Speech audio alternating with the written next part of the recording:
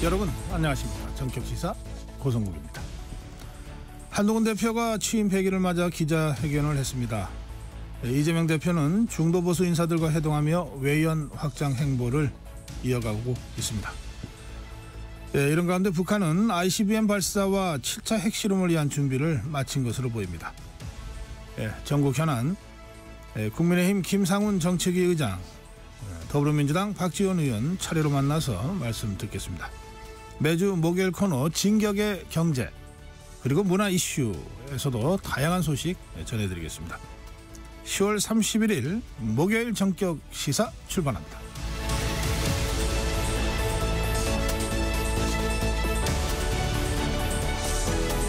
네, 전격 시사는 유튜브 라이브로 생방송 지금 함께 하실 수 있습니다.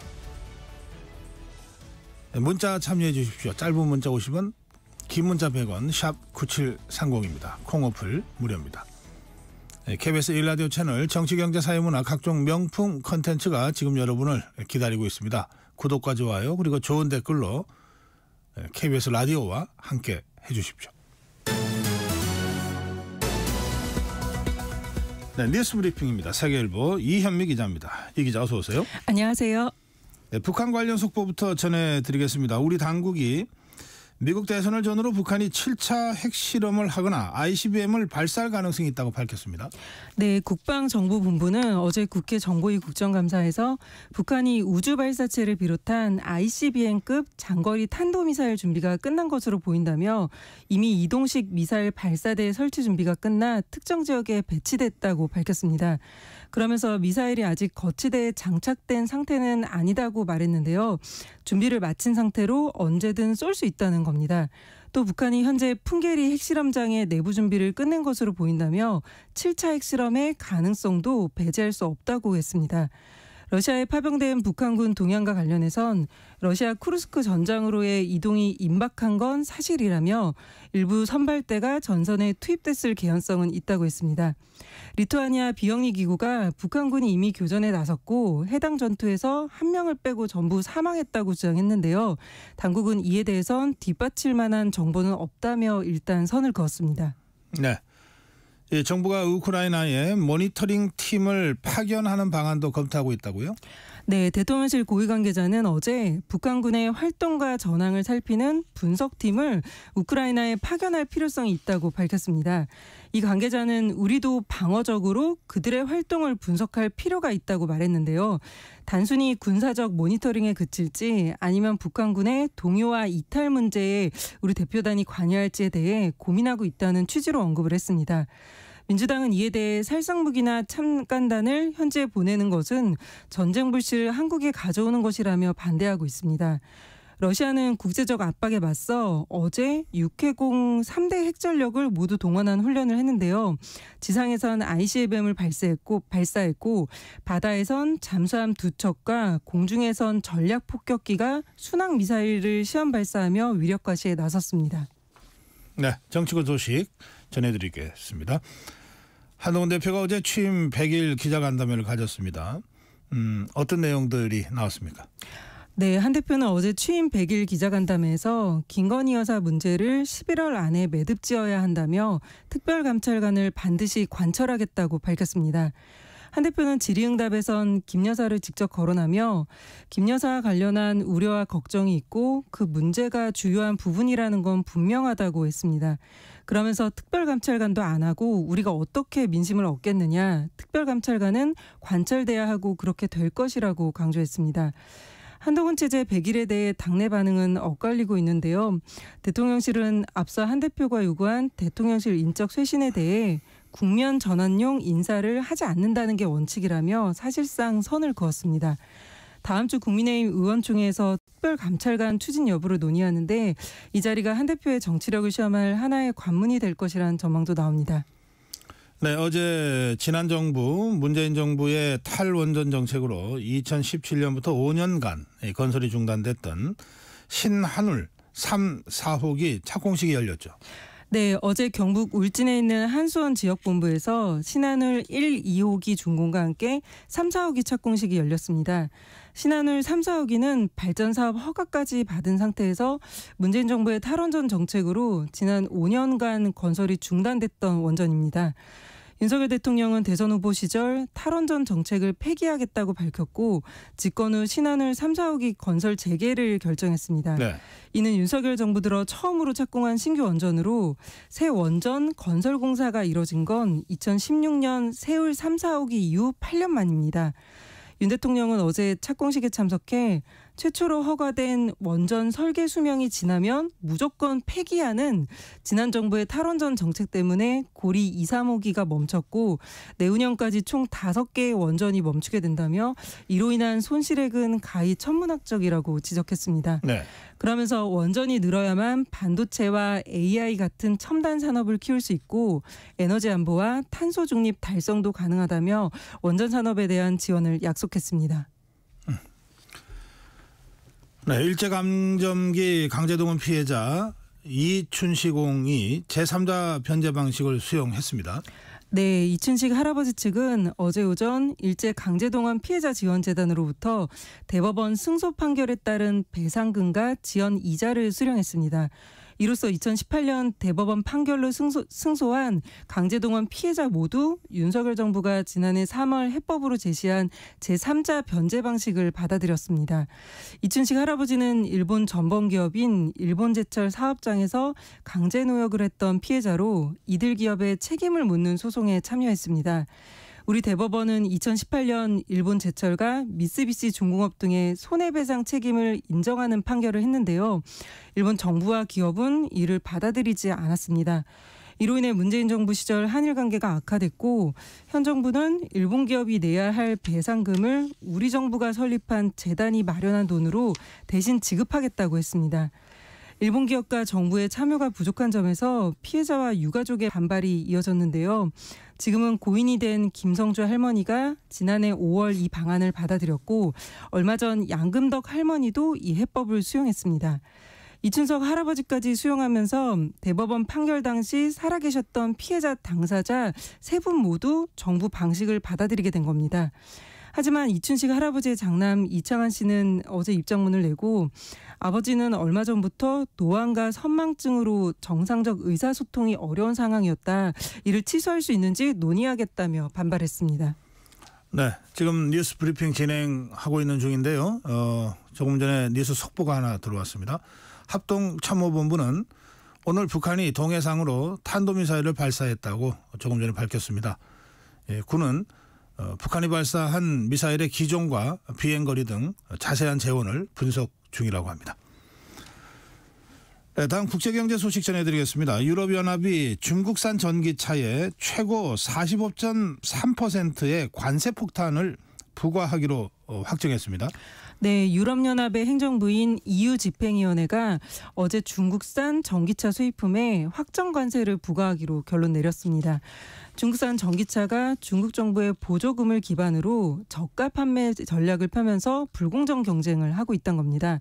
이번 조치는 중국 브랜드뿐 아니라 BMW의 미니 같은 서양 브랜드의 일부 중국산 모델에도 적용되는데요. 미국 테슬라도 중국 상하이에 공장을 세우고 전기차를 만들고 있는데 중국산 테슬라엔 가장 낮은 17.8%의 관세가 부과되고 조사에 협조하지 않았던 상하이 자동차에는 무려 45.3%의 관세가 적용됩니다. 인상된 관세는 어제 0시부터 이미 적용이 됐고 앞으로 5년간 지속이 됩니다. 네. 중국도 유럽산 농산물과 유제품, 와인 등의 보복 관세를 예고하면서 양측 간 무역 갈등이 심화될 것으로 보입니다. 이번 싸움으로 전기차 시장의 판도가 흔들리면서 새로운 경쟁 구도가 만들어질 수 있다는 전망도 나옵니다. 네. 네, 이른바 서울대 N번방 사건 주범과 공범에게 1심에서 각각 징역 10년, 징역 4년이 선고됐습니다. 네, 서울중앙지법은 어제 서울대 N번방 사건, 즉 딥페이크 성착취 사건의 주범인 박모 씨에게 징역 10년을 공범인 강모 씨에겐 4년을 선고했습니다. 재판부는 국내 최고 지성이 모인 대학교에서 허위 음란물을 만들고 지인을 능욕하는 디지털 성범죄를 저질렀다고 질타했습니다. 그러면서 피해자들이 아무런 잘못을 하지 않았는데도 사냥감을 선택하듯 골라서 장기간 모욕하고 인격을 말살했다고 지적했습니다. 피고인들은 심신장애를 주장하며 선처를 호소했는데요. 재판부는 이를 일축하면서 이들이 잘 나가는 여성에 대한 열등감과 증오심을 갖고 변태적 범행을 저질렀다고 판단했습니다. 서울대 N번방은 서울대 출신인 박 씨와 강 씨가 2021년 7월부터 지난 4월까지 여성 사진을 음란물과 합성하는 방식으로 제작 유포한 사건인데요. 확인된 피해자만 서울대 동문 12명을 포함해 61명에 달합니다. 네, 오늘 여기까지 듣겠습니다. 뉴스브리핑 이현미 기자였습니다. 감사합니다. 네, 전격 시사 듣고 계신 지금 시각은 7시 30분입니다. 전격 시사 날씨 정보입니다. 맑은 날씨로 인해 밤사이 기온이 낮아지면서 오늘도 내륙 곳곳에 안개가 자욱합니다.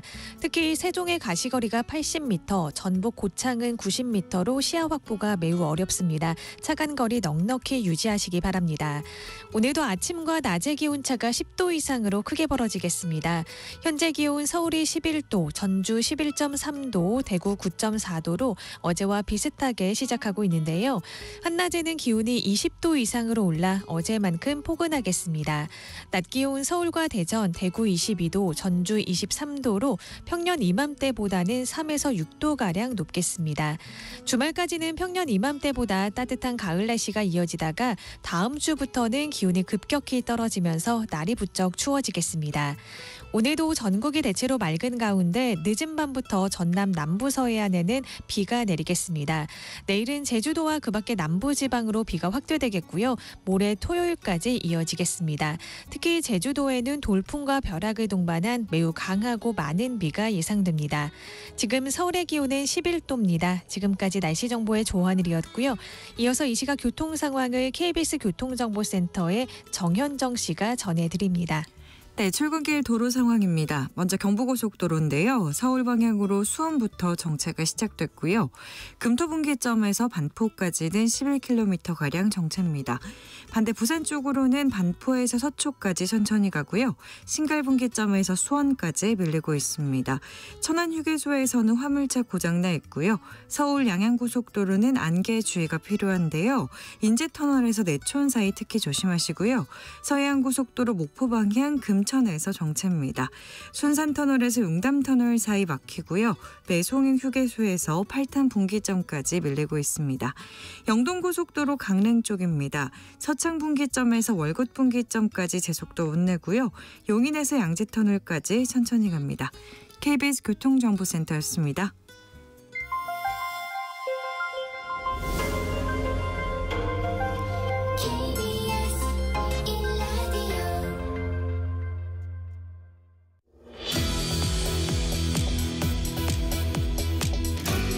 네, 전국 현안 짚어보겠습니다. 국민의힘 정책위 의장 김상훈 의원 전화로 만나보겠습니다. 의원님 안녕하십니까? 예, 안녕하세요. 네, 오랜만에 뵙습니다. 예, 반갑습니다. 네, 정책위 의장 맡고 계신데요. 예. 한동훈 대표도 이제 100일째 기자회견을 했는데 그러면 의장님도 100일 되신 거네요? 그렇습니다. 예. 100일 어떻게 보내셨습니까? 어제 한동훈 대표는 기자회견상에 밝힌 내용은 이제 경제, 민생, 또 청년, 의료 이런 내용들이 주된 메시지였는 것 같고, 네. 그다음 이제 당내 많은 분들이 좀 우려하셨던 윤석열 정부와 국정 동반자로 나가야 되는 거 아니냐 하는 그런 좀 우려스러운 부분이 있었는데, 네. 어제 기자회견문에서 국정 동반자로 같이 나가겠다는 그런 취지의 내용이 담겨 있었어요. 네. 좀 다행스럽게 생각은 하고 있습니다. 예. 네. 그 한동훈 대표와 호흡을 맞춰서 정책위 의장 100일을 하셨는데 예. 어떤 뭐 좀 힘든 점들이 좀 많이 있었습니까? 정책위 의장 하시면서? 우선 한동훈 대표는 이제 사회 구조적 파라다임의 변화를 읽어내는 능력이 탁월한 것 같아요. 네. 또 좀 어려운 계층 세대에 대해서 좀 뭔가 제도를 개선하고 지원해야 되지 않냐 하는 그런 의식도 상당히 긍정적으로 평가를 할 수 있는 것 같고 네. 다만 이제 많은 분들께서 지적을 하시지만 이제 용산과의 어떤 좀 불편한 관계 그런 게 해소돼야 되지 않겠나 이제 그런 말씀들을 많이 하시는데 뭐 한 대표께 이제 본인의 정치적 로드맵을 고려한다면 윤석열 정부와 같이 연대감을 갖고 가야 된다. 뭐 이렇게 또 진언도 드렸는데 뭐 본인께서 잘 판단하시리라 그렇게 생각합니다. 예. 예, 대통령실과 한동훈 대표 또 당 사이에 뭐 갈등 관계가 조성됐던 거는 뭐 부인할 수 없는 사실이잖아요. 예. 그 과정에서 그것을 좀 해소하거나 완충하기 위해서 의원님이 좀 역할을 많이 하신 것 같던데요. 언론 보도를 보면. 아니 뭐 제가 많은 역할을 했다기보다는 전 이제 그 한동훈 대표의 로드맵은 저는 대선 출마라고 생각을 합니다. 네. 또 많은 분들이 그걸 또 그렇게 짐작을 하고 계시고 그래서 저는 이제 그 이견은 있을 수 있지만 그게 갈등으로 나가서는 안 된다는 이제 생각을 갖고 있는데 네. 뭐 그런 부분에 대해서 한동훈 대표에게도 나중에 또 뭐 오세훈 시장과 같은 그런 경쟁자도 나타날 수 있을 테고 네. 다만 지금 이제 집권 여당 대표이기 때문에 지금 뭐 야당의 행태가 뭐 보시면 아시겠지만 지금 뭐 형편무인지경이잖아요. 그러면 여당 대표는 그 이 정부와 같이 힘을 보태면서 같이 나가는 그런 모습들이 아마 많은 국민들께 더 긍정적으로 비춰지지 않을까 그런 생각을 갖고 예. 또 진언을 하고 있습니다. 예. 그러시군요. 예. 그 말씀 듣고 다시 생각을 해보면 어제 한동훈 대표 기자회견의 전반부에 윤석열 대통령, 윤석열 정부가 그동안 해왔던 굉장히 중요한 성과들, 뭐 한미 동맹 복원이라든지 한일 관계 정상화라든지 또 뭐 이런 얘기들을 쭉 평가하면서 또 4대 개혁이 꼭 돼야 된다고 하는 얘기를 하면서 동반자 관계를 강조하더라고요. 예. 이제 그런 게 우리 정책위 의장님이나 또는 이 국민의힘의 여러 중진 의원들의 이런저런 우려와 걱정들을 한동훈 대표가 어떤 형태로든 좀 받아들이고 수렴한 결과다 이렇게 봐도 되겠네요. 뭐 그랬으리라고 봅니다. 또 물론 본인도 제가 좀 여러 가지 말씀을 드리면 당연히 우리 윤석열 정부와의 그 연대감을 갖고 있다고 또 그 이야기한 바가 있기 때문에 네. 본인의 좀 진정성을 지금 이제 좀 평가할 때가 되지 않았나 그렇게 생각합니다. 예. 네. 그런 중에도 김건희 여사 문제, 이른바 김건희 여사 리스크는 어떤 형태로든 좀 해결하고 마무리하고 가야 된다는 한동훈 대표의 기존 입장은 또 어제 아주 강하게 또 표현이 됐다고 봅니다. 예. 예, 그 문제 관련해서는 어떤 해법을 갖고 있는 겁니까? 우선 지난주에 어느 일간지에 보니까 이제 모 의원이 그 서면 사과를 건의를 했다는 내용이 그 보도가 있었고 어제 주요 일간지에는 또 그 대통령실의 고위 관계자가 상상할 수 있는 모든 방안을 고민하고 있다 이렇게 그 이야기를 하고 있어요. 그래서 네. 저는 그 용산의 판단이 맡겨도 되지 않겠나 싶은 생각이 듭니다. 이제 당에서 공개적으로 그 뭐 그런 걸 이제 요구하는 거는 이제는 좀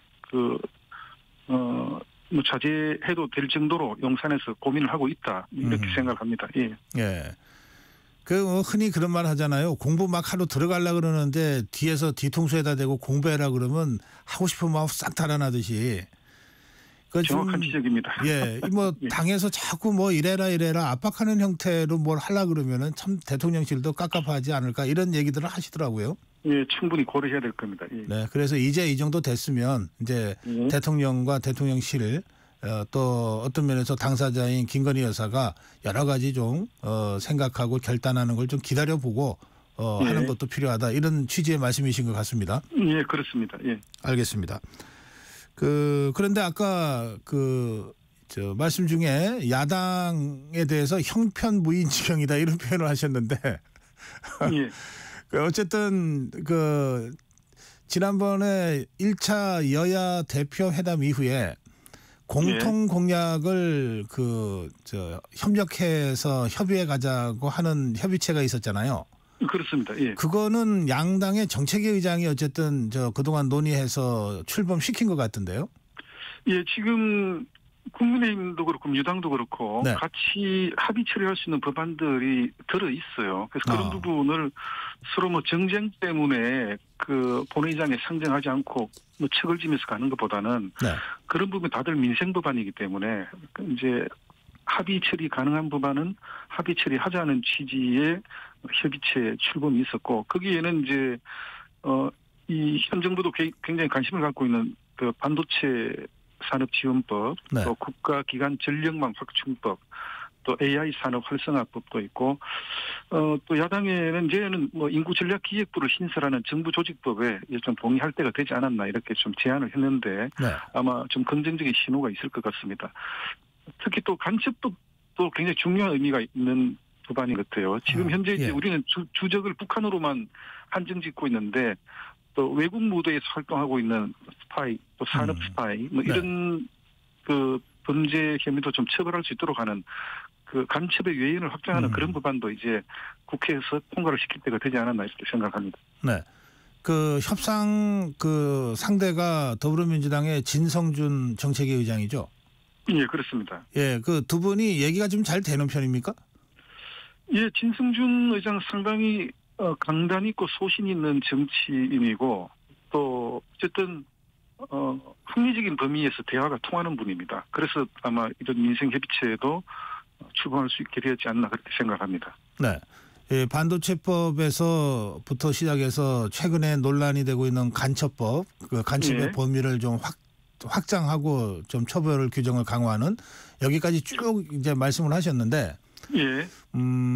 그 중에 우리 저 정책위 의장께서 생각하시기에 최우선적으로 이거를 처리해야 된다고 한 가지만 말씀하신다면 어떤 법을 생각하십니까? 저는 이제 반도체 산업 지원 특별법이 최우선적으로 통과가 돼야 될 것 같습니다. 아. 지금 현재 우리 경기도 용인에 약 622조 규모의 세계 최대 반도체 메가 클러스터가 지금 조성 중에 있는데, 네. 뭐 정부 차원에서 적절하게 지원할 수 있는 법적 근거가 필요할 것 같아요. 네.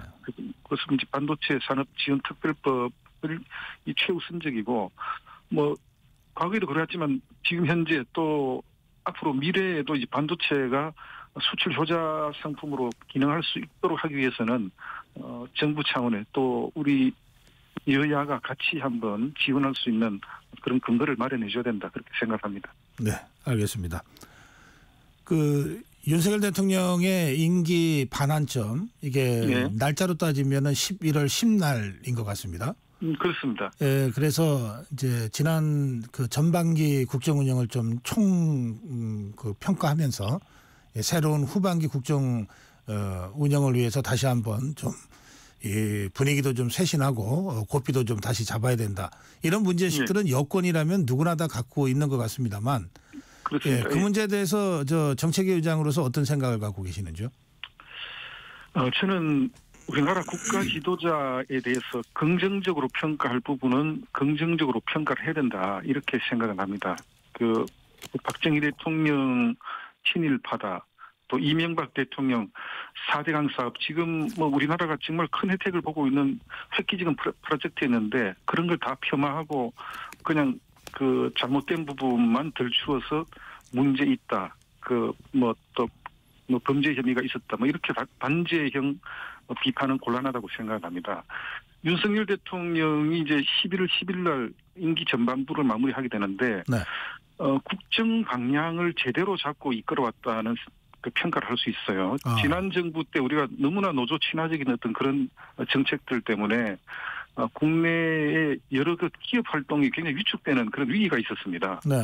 또 무작정 퍼주는 그 포퓰리즘 그 정책 때문에 임기 5년 동안만 국채가 400조가 늘었어요. 네. 그래서 지금 현재 건전 재정 편성하고 또 지금 통계치를 산출한 이후에 최고의 지금 고용률을 보이고 있습니다. 아하. 이건 굉장히 좀 고무적인 그런 그 현상인데, 네. 어쨌든 노사가 협력해서 또 기업 활동을 해나갈 수 있도록 하면서 고용을 창출해 나가는 그런 그 좀 토대를 마련했다 이렇게 평가를 할 수가 있을 것 같아요. 여러 가지 경제 지표로만 보면 상당히 고무적인 어떤 그런 그 좀 상황이라고 평가를 할 수가 있습니다. 그래서 그런 부분에 대해서는 가감 없이 뭐 과장하지 않고 그 국민들께 널리 홍보하고 또 앞으로도 후반부도 국정을 잘 이끌어 나갈 수 있도록 좀 스포트저의 역할을 우리 여당이 해야 되지 않나 그런 생각을 합니다. 예. 예. 예, 특히 이제 경제 쪽을 보면 예. 그 윤석열 정부가 이제 공식적으로는 2022년 5월 10날부터 시작이 되지만 예. 그 이전 문재인 정부 때 여러 가지 이 긍정적이든 부정적이든 그 유산을 이어받아서 할 수밖에 없잖아요. 그렇습니다. 예, 그러다 보면 윤석열 정부 입장에서는 굉장히 어려운 그 대내외 경제 환경 속에서 2년 반을 해온 셈이고요. 예, 또 맞습니다. 외교안보 영역에 있어서도 다시 바로잡아야 될 일들이 참 많았던 것 같거든요. 맞습니다. 예. 예, 그래서 지금 정책의장 말씀하신 대로 그런 어려운 속에서 방향 제대로 잡고 열심히 해왔다. 그리고 성과도 나름대로 좋았다. 이렇게 평가하시는데 예. 그런데 막상 국민들은 여론조사를 통해서는 굉장히 낮은 점수를 주고 계시잖아요. 예. 이건 왜 그렇다고 보십니까? 좀 이런 부분을 인지를 하셔야 돼요. 그 러시아 우크라이나 전쟁이 터지면서 전 세계적으로 자재가 인상 또 물가 인상 전 세계적으로 어렵지 않은 나라가 없습니다. 특히 뭐 유럽은 지금 뭐 완전히 그 경제적인 이 기반 자체가 와해될 정도로 지금 어려움을 겪고 있고 네. 단적으로 이야기하면 미국 외의 모든 나라가 어려워요. 아하. 지금 현재는 그 중동 사태가 터졌기 때문에 더욱 그럴 겁니다. 근데 우리나라는 수출로 먹고 사는 나라인데 그런 위기에도 불구하고 지금 잘 극복해서 전 세계적으로 어려움에도 불구하고 여러 가지 경제 지표상의 평가는 전 세계 2위 정도의 성적을 마크하고 있다. 이렇게 고려를 하시면 됩니다. 물론 네. 다들 어렵죠. 그런 국제적인 환경이 어려운 환경을 우리가 지금 이겨내고 있는 과정이기 때문에 이제 자영업자분도 많이 힘들어하시고 그러니까 내년도 그 예산 편성안을 보면 그 특히 소상공 자영업자에 대한 다양한 지원 정책을 또 마련을 해놨더라고요. 네. 그래서 여러 가지 정부가 어려운 환경 속에 꿋꿋이 잘 버티고 이겨나가고 있다. 이렇게 좀 평가해 주시면 좋겠습니다. 예. 예, 알겠습니다. 그 윤석열 대통령이 어제 그제 그 수석 비서관 회의라든지 국무회의를 통해서 4대 개혁을 다시 한번 강조하면서 이게 그 입법부가 더불어민주당 야권이 대통령이나 정부가 하고자 하는 방향에 맞춰서 입법을 제대로 해주지 않으니까 그러면 네. 대통령 시행령이라도 좀 고쳐서 국민이 체감할 수 있는 거를 좀 이제는 좀 성과를 내자 좀 답답한 심정을 그렇게 표현했다고 보도가 되던데 그거 어떻게 보셨습니까? 고육지책이라고 생각을 합니다. 네. 그 지금 현재 국회 입법 환경은 그렇게 녹록치가 않아요. 네. 그 야당은 국정의 발목을 잡아야 자기들이 살 수 있다고 생각을 하는 굉장히 좀 얕은 수를 쓰고 있기 때문에 네. 시행령을 고쳐서라도 국정을 이끌어 나갈 수밖에 없느냐 하는 어떤 그런 고민 충분히 또 공감하고 이해를 합니다. 예. 이제 이럴 때일수록 사실은 이 당정이 한 몸이 돼서 돌파해 가야 된다 이런 그 범여권의 문제의식은 있는 것 아닙니까? 그렇습니다. 특히 11월 한 달은 그 민주당 특히 이재명 대표를 공략해야 되는 그런 한 달이에요. 또 허위사실 유포와 또 위정교사에 대한 선거 공판을 앞두고 있기 때문에 네. 그래서 뭐 이재명 대표가 지금 그 혐의를 갖고 재판을 받고 있는 게 11건이나 됩니다. 아하. 그래서 충분히 국민의 지탄을 받을 어떤 그런 그 야당의 지도자는 그대로 내버려 두고 우리 당은 또 뭐 이런저런 이슈로 또 갈등과 분열을 겪게 된다는 거는 우리 그 국민의힘을 생각하는 또 우리 보수 우파 지지자들 입장에서 봤을 때는 굉장히 좀 답답하고 네. 또 안타까운 그런 상황이 아닐까 그렇게 생각합니다. 그래서 이럴 때일수록 원팀으로 나가야 된다 그렇게 생각합니다. 예.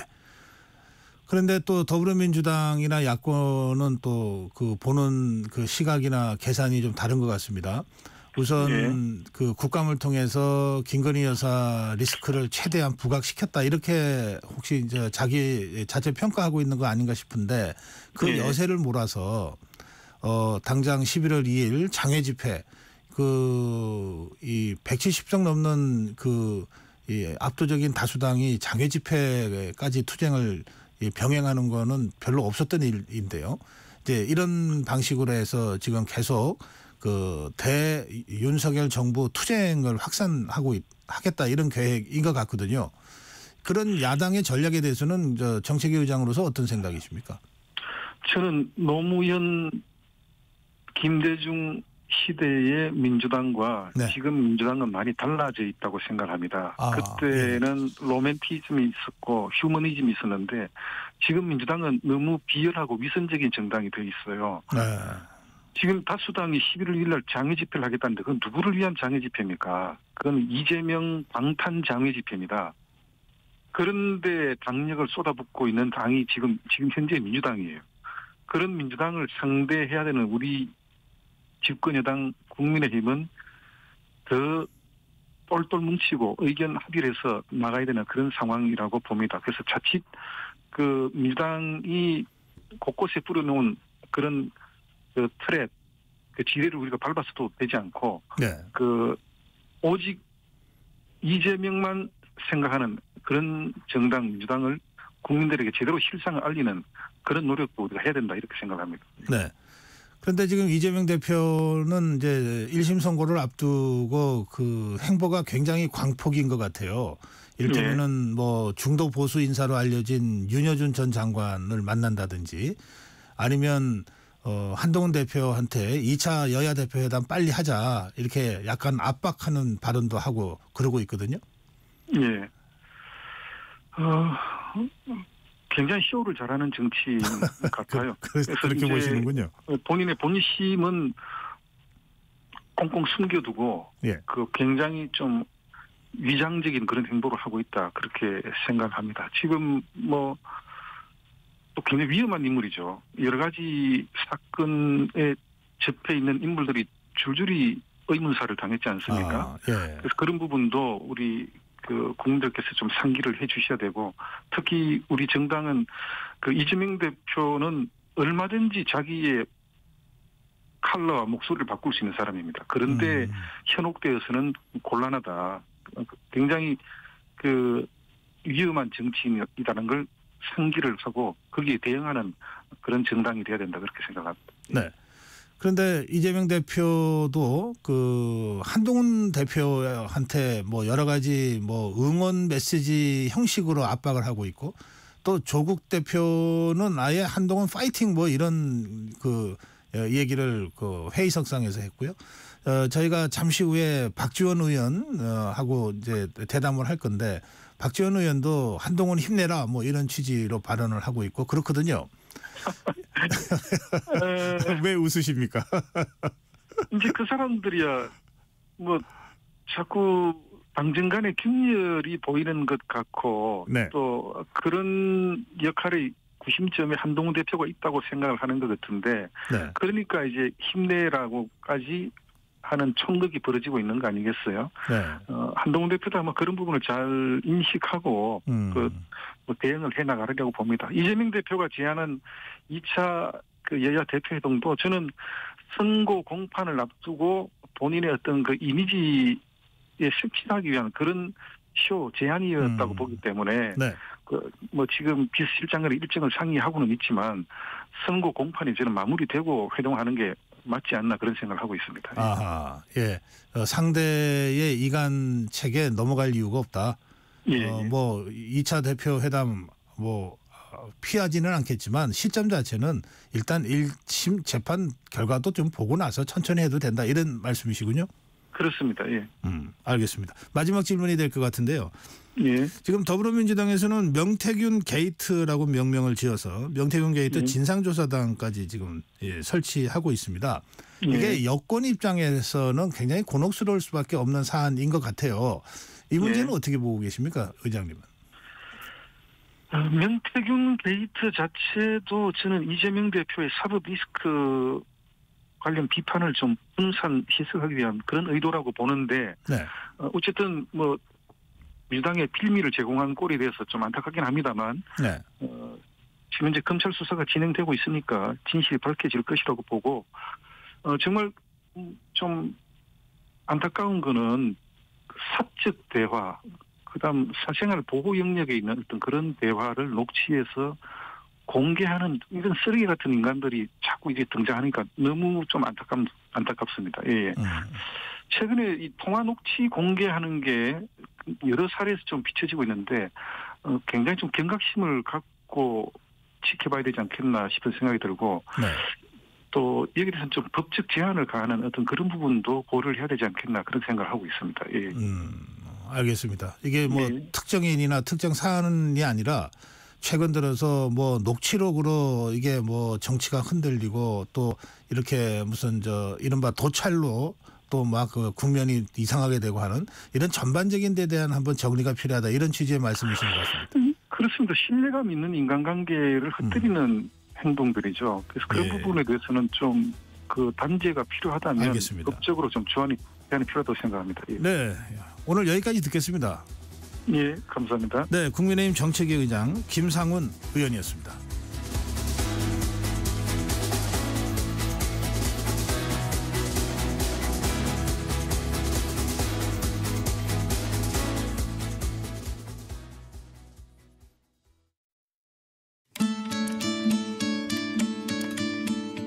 KBS 라디오 기후위기 대응 캠페인 지구를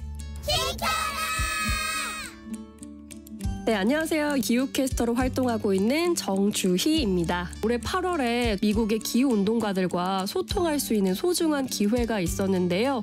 제가 업로드하는 영상마다 네가 그렇게 애써봤자 미국이 움직이지 않으면 의미가 없다. 이런 댓글이 종종 달렸었어요. 그런데 제가 직접 가서 확인해본 미국은 음수대가 곳곳에 보급화되어 있어서 시민들의 텀블러 문화가 굉장히 일상적이었고요. 또 주마다 다르겠지만 콜로라도주 볼도시의 경우에는 빗물바지 배수로에 물고기 모양의 심볼과 함께 바다의 시작이다 이런 메시지가 붙어 있어서 쓰레기가 하천으로 들어가는 걸 막고 있더라고요. 이런 환경 정책이 생각보다 잘 돼 있다 이런 것을 좀 크게 느낄 수 있었습니다. 메이저리그 슈퍼스타 오타니 쇼헤이 선수가 평소 쓰레기를 줍는 습관을 가지고 있대요. 그는 쓰레기를 다른 사람이 무심코 버린 운이다 라고 표현을 했는데요. 제가 그 인터뷰를 보고 굉장히 큰 영감을 받았어요. 사람들이 쓰레기를 줍고 그게 진짜 행운으로 돌아온다면 온 세상이 깨끗해지겠다 이런 생각이 들더라고요. 그래서 이런 마음으로 제가 매달 한 번씩 운주킹 행사를 열고 있는데요.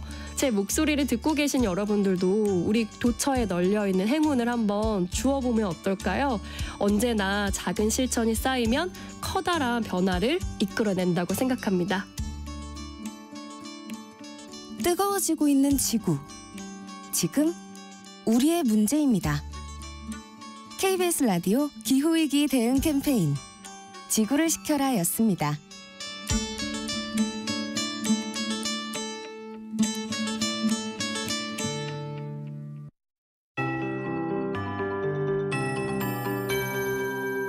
KBS 58분 날씨. 10월의 마지막 날인 오늘도 하늘이 맑은 가운데 기온의 일교차는 크게 벌어지겠습니다. 맑은 날씨로 인해 밤사이 기온이 낮아지면서 오늘 출근길도 내륙 곳곳에 안개가 자욱한데요. 특히 세종의 가시거리가 90m로 시야가 매우 답답합니다. 오전까지 전국 내륙과 서해안에는 가시거리 200m 미만의 짙은 안개가 끼는 곳이 있겠습니다. 차간 거리 넉넉히 유지하시기 바랍니다. 현재 기온 서울이 11.2도, 전주 11.3도, 대구 9.4도로 어제 아침만큼 쌀쌀한데요. 한낮에는 기온이 20도 이상으로 올라 어제만큼 포근하겠습니다. 낮 기온 서울과 대전, 대구 22도, 전주 23도로 평년 이맘때보다 3에서 6도가량 높겠습니다. 이번 주말까지는 낮 기온이 평년보다 높아서 온화하겠지만 다음 주부터는 기온이 급격히 떨어지면서 부쩍 추워지겠는데요. 특히 월요일 서울의 낮 기온이 12도, 화요일에는 아침 기온이 3도까지 내려가겠습니다. 오늘도 전국이 대체로 맑겠고요. 제주도는 차차 흐려지겠습니다. 늦은 밤부터 전남 남부 서해안은 비가 시작되겠는데요. 내일은 제주도와 그 밖의 남부 지방으로 확대되겠고 모레 토요일까지 이어지겠습니다. 현재 서울의 기온은 11.2도입니다. 조하늘입니다.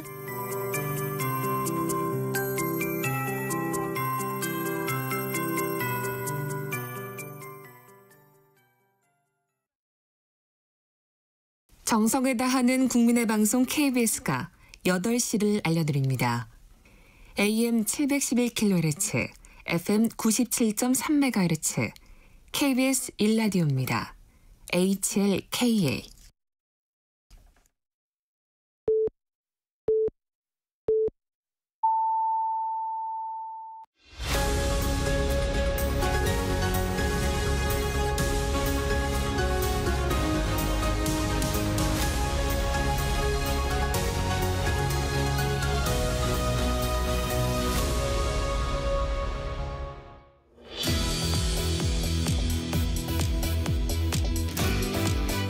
KBS 라디오 전격 시사입니다. 뉴스 속보 다시 한번 전해드립니다. 합동참모본부는 오늘 북한이 동해상으로 탄도미사일을 발사했다고 밝혔습니다. 합참은 오늘 오전 7시 10분쯤 북한이 평양 일대에서 동해상으로 발사된 탄도미사일을 포착했다고 밝혔고요. 고각으로 발사된 장거리 탄도미사일 ICBM으로 추정된다고 밝혔습니다. 우리 군은 경계태세를 격상한 가운데 미국, 일본 당국과 북한 탄도미사일 관련 정보를 긴밀하게 공유하면서 만반의 대비태세를 유지하고 있습니다. 네, 전국 현안을 짚어보기 위해서 더불어민주당 박지원 의원을 모셨는데요. 저희가 뉴스 속보부터 먼저 전해드렸습니다. 의원님 어서 오십시오. 안녕하세요. 네, 10월의 마지막 날 그렇군요. 결코 네. 사고를 쳤군요. ICBM으로 추정된다 그러는데 사실은 저는 김장 시기를 서울 시민 등 수도권에서 열흘만 넘기면은 배추 문제가 해결됩니다. 해남 배추, 절임 배추 좀 가지고 김장하시라고 하려고 했는데 예. 속보가 뜨네요. 글쎄 말이에요. 그러나 생활의 지혜이기 때문에 송미령 농식품부 장관이 강조하고 어제도 저하고 전화를 했습니다만 열흘만 기다리면은 최고의 해남 배추, 절임 배추가 나온다는 거 우리 고성군과 발사부터 꼭 하십시오. 알겠습니다. 예. 그 말씀하시니까 그 송미령 장관 농축식품부요. 예, 네. 거기가 그 농튜브라고요. 유튜브가 24만 9천 명이에요. 예. 그 구독자가요. 네. 그 행정부처 중에 그 구독자가 제일 많은 유튜브 운영을 자체적으로 하고 있더라고요. 거기서 배추, 상추 이런 그 민생 체감도가 높은 것에 대해서 장관이나 그 책임자들이 나와서 열심히 뭐 홍보도 하고 그러더라고요. 제가 정부 부처 장관들을 만나보았는데 예. 윤석열 대통령의 인사가 엉망인데 송미령 농식품부 장관은 최고를 픽업했다. 그리고 농민에 대해서 애정을 가지고 적극적으로 해결하려고 노력해요. 예. 이 폭염, 폭우, 해남 배추가 많은데 저하고 전화를 하는데 해남 가겠다. 해서 오더라고요. 와서 딱 대책을 내놓고 그대로 해요.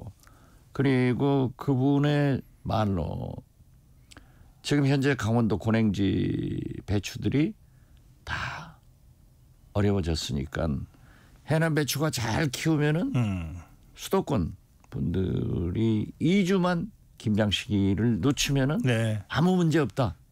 그런데 드디어 이제 열흘 후에 해남 배추, 절임 배추가 최고입니다. 그게 절임 상태로 오는 거죠? 그러니까 주문을 하시면 생 배추도 요구할 수 있지만은 절임 배추로 다 해가지고 맞아요. 합니다. 이게 아파트 생활할 때는 절이는 거가 진짜 그렇죠. 힘들거든요. 그러니까 절임 배추로 하세요. 그래요. 그 천일염으로 해준다면서요. 그렇죠. 자, 해남 절임 배추 지역구 이 광고를 열심히 하셨습니다. 먼저. 아니 송미령 농식품부 장관의 생활 지혜를 KBS를 통해서 네. 말씀드리는 겁니다. 예, 말씀 잘 들었습니다. 아마 많이 도움이 되실 거예요.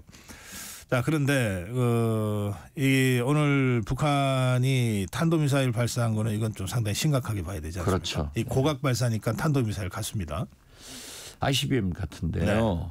지금 사실 저렇게 미사일이 발사되면은 한, 미 그대로 정보분석을 해서 합참해서 발표를 합니다. 네. 국정원 등 이렇게 움직이는데 지금 김정은은 만약 해리스가 우세하다. 트럼프가 어려워졌다 하면은 우리 국정원에서나 미국 CIA에서나 저도 똑같이 ICBM과 7차 핵실험을 할 것이다. 이렇게 했는데 지금 현재 누가 어렵잖아요. 서로. 아무도 해리스냐 트럼프냐 못하니까 ICBM 발사한 것으로 추측합니다. 네. 그래서 미국을 대선을 한번 흔들어 볼 거예요. 네. 만약 해리스가 당선되면은 오바마, 바이든처럼 대북 정책이 전략적 인내로 진전이 없을 거예요. 그렇지만 트럼프가 당선되면은 자기도 얘기하잖아요. 김정은하고 양키 스타디움에서 야구를 보겠다. 네. 굉장히 가까워요. 또 잘 될 거예요. 그렇지만은 김정은도 만약 트럼프가 당선되더라도 그렇게 호락호락하게 나오지는 않을 거예요. 싱가포르 회담에서는 완전히 합의됐던 것을 하노이 네. 회담에서 트럼프 대통령한테 김정은이 사실상 귀샤댕이 한 방 맞았단 말이에요. 노딜로. 예, 그렇죠. 그렇기 때문에 저는 대선 후에 7차 핵실험을 할 것이다. 지금 풍계리 네. 3호 터널은 이미 돼 있어요. 그리고 북한이 지금 소형 경량화, 즉 탄도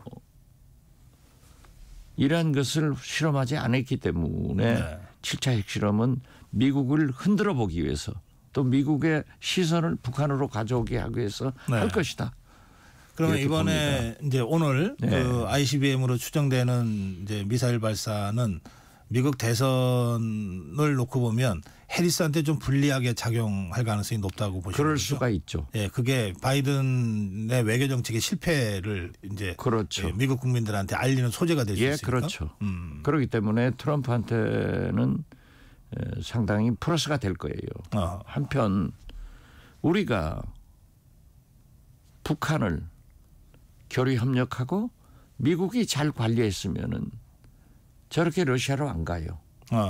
그렇기 때문에 파병하고 계속 제가 얘기했잖아요. 2% 부족한 북한의 핵, ICBM, 네. 미사일 이러한 기술을 푸틴으로부터 받는다. 딱 그것이 현실로 나타나는 거예요. 그렇기 때문에 외교가 얼마나 중요한가를 다시 입증하고 있는 겁니다. 네. 이번 오늘 고각 발사로 지금 합참에서 발표했잖아요. 네. 그거는 이제 실전 발사에서 대기권 재진입 기술은 고각 발사로는 이제 검증이 잘 안 되는 거니까. 그렇죠. 예. 그러면 아직 푸틴이 그 대기권 재진입 기술은 김정은이한테 안 줬다. 이렇게 봐도 되나요? 저는 그렇게 보지 않습니다. 그러나 이 고각 발사를 네. 한 것은 그래도 김정은이 미국을 무서워하거든요. 네. 예, 미국을 크게 자극시키지는 않으려고 한 거예요. 만약 제대로 발사하면 태평양이 떨어져야 되거든요. 그렇죠. 예. 그랬을 때 미국의 응징 이런 것을 생각할 수밖에 없어요. 그러니까 저는 자꾸 얘기하는 게 우리 한반도에는 전쟁이 안 난다. 못 일어난다. 왜? 우리 한국은 미국이 못하게 하니까 북한은 미국이 무서우니까 네. 안 일어나지만은 국지적 도발은 있다 네. 하는 거예요. 북한이 제일 의식하는 것은 미국이에요.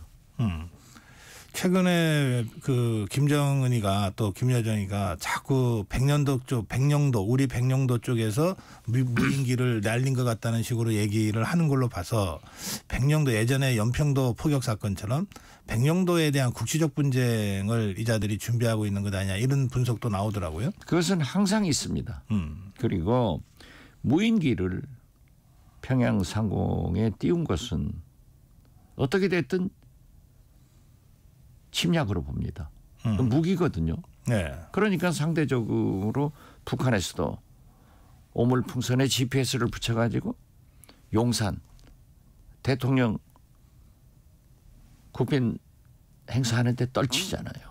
이건 사실상 준전쟁입니다. 네. 그렇기 때문에 그 무인기의 항적을 해보면은 백령도에서 쏘았다.